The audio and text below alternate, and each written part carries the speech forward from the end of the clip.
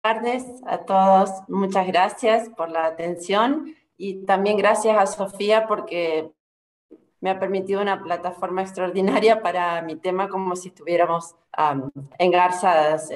Yo voy a presentar la relación entre Rodolfo Walsh y Ricardo Piglia en torno a la segunda edición de Quién mató a Rosendo, que es uno de los textos seminales de Rodolfo Walsh, publicado en mayo de 1969 por Editorial Tiempo Contemporáneo, un sello de vanguardia crítica y teórica impulsado por Jorge Álvarez en 1967, cuyo proyecto quedó a cargo de Ricardo Piglia en 1969. Este libro es la segunda edición de la obra. La primera había aparecido entre mayo y junio del 68 y el soporte no había sido un libro, sino los números 3 al 9 del periódico obrero CGT, que era la publicación de la Confederación General del Trabajo de los Argentinos, que Walsh dirigió este periódico desde su número inaugural el 1 de mayo precisamente de 1968. En este texto, Walsh expone su investigación sobre la responsabilidad que el dirigente sindical Augusto Timoteo Bandor tuvo en el asesinato de Rosendo García, su eventual rival, durante un enfrentamiento entre gremialistas de bandos antagónicos 2 años antes, en 1966. La relación entre Walsh y Piglia, así en estos años, es decisiva para el paso de formato por entregas en periódico a edición en libro, y se compone por un entramado de relaciones literarias y políticas que denotan una continuidad del vínculo entre ambos. En el número 260 de la revista Primera Plana, en diciembre de 1967, cuyo jefe de redacción era Tomás Eloy Martínez, Walsh escribe la nota Una literatura de la incomodidad en la sección Textos, como introducción a la presentación de Zumbosa, un libro de Aníbal Ford que Editorial Jorge Álvarez publica a fines de ese mismo año en la colección Narradores Argentinos. Dice Walsh, cita: la narrativa argentina está por sufrir una renovación sin precedentes a manos de autores cuya edad oscila alrededor de los 25 años. Fin de cita. Se refiere a Ricardo Piglia, de 26, Aníbal Ford, de 33, Ricardo Frete, de 22, y Germán García, de 23. Sobre Piglia señala, entre otras cuestiones, cita, la sustancia de su libro secamente estricto, escrito y estructurado. Fin de cita. Se refiere a La Invasión, el primer libro de Piglia, que había recibido mención cuento del Premio Casa de las Américas en 1967 bajo el título Jaulario. Y es precisamente con una cita de Piglia que Walsh cierra esta nota y a partir de la cual toma el título para la misma.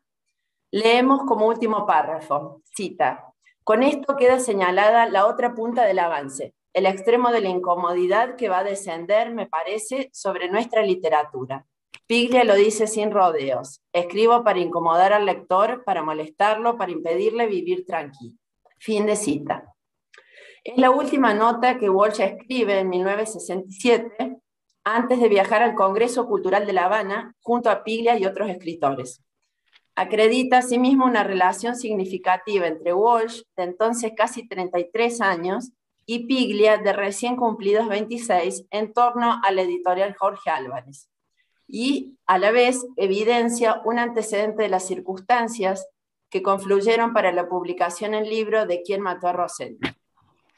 Por otra parte, en los años 60 en Argentina hay un surgimiento de sellos vinculados a la nueva izquierda, de entre los que se destaca la editorial Jorge Álvarez, creada en 1963, que nucleaba a escritores intelectuales de las nuevas generaciones y publica tanto a Walsh en 1963 con La Batalla y la Granada, que son sus dos obras de teatro, y en 1965 con Los Oficios Terrestres, que es su segundo volumen de cuentos, como a Piglia en 1967 con esta obra La Invasión. Asimismo, en 1967, otro de los sellos impulsados por Jorge Álvarez, que se llamaba Ediciones de la Flor, publica Un Kilo de Oro, el tercer libro de cuentos de Walsh.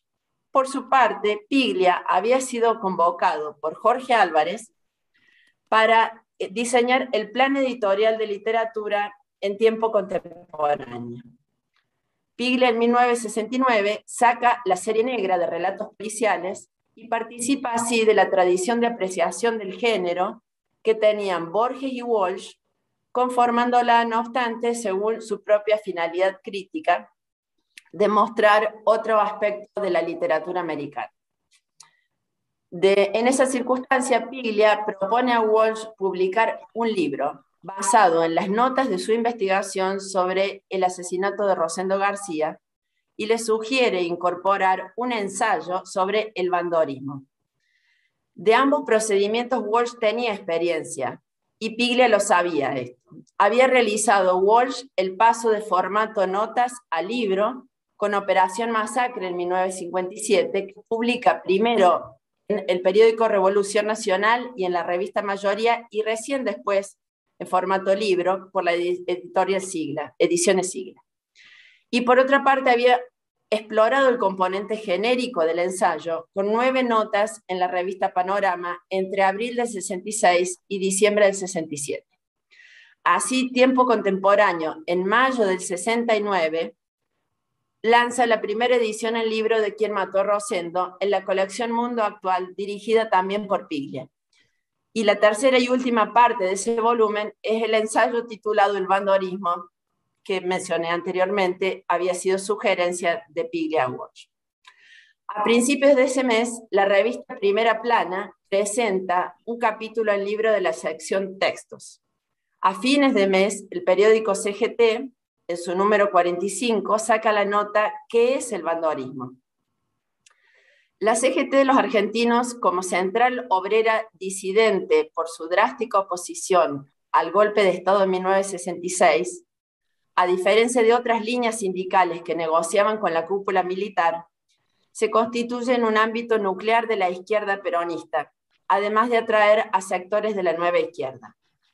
En tanto director del periódico CGT, Walsh de hecho convocó a Piglia a formar parte del equipo de redacción, pero Piglia no aceptó por diferencias ideológicas.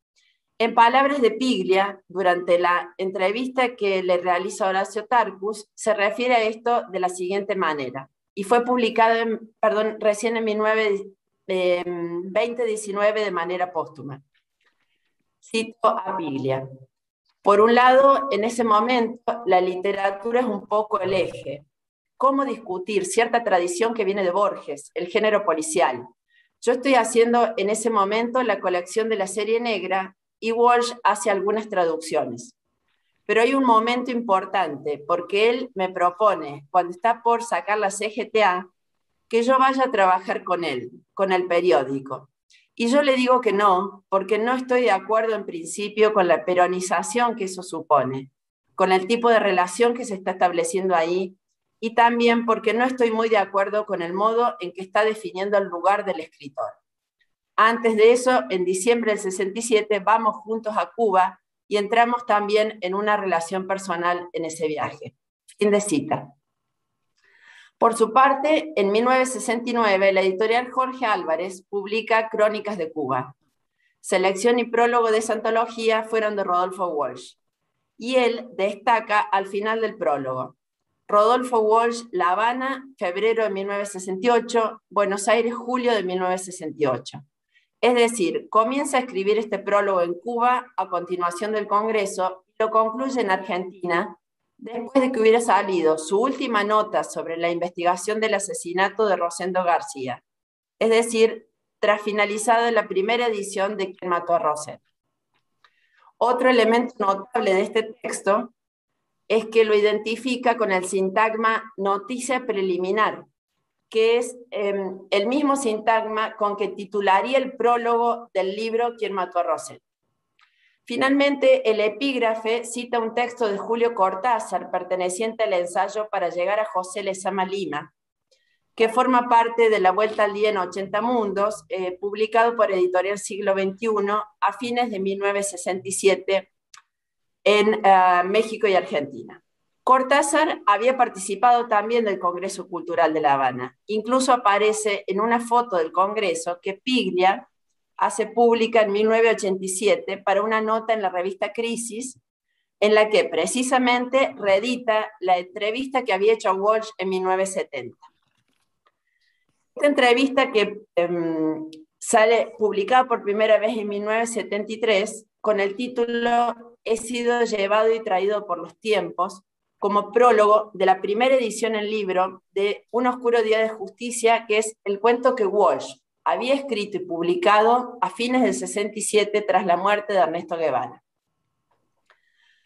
Piglia en el 87 pone el título de esta entrevista como "Hoy es imposible en la Argentina hacer literatura desvinculada de la política", y antecede la transcripción con un breve texto crítico en cuyo último párrafo se lee: "Retomé esa grabación y la reelaboré tratando de rescatar sobre todo las reflexiones de Walsh sobre su propia práctica literaria".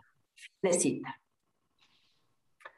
Es posible así leer las coordenadas históricas hasta aquí descritas en términos del contexto en que las decisiones políticas y profesionales de Rodolfo Walsh se van embridando en las formas de su escritura.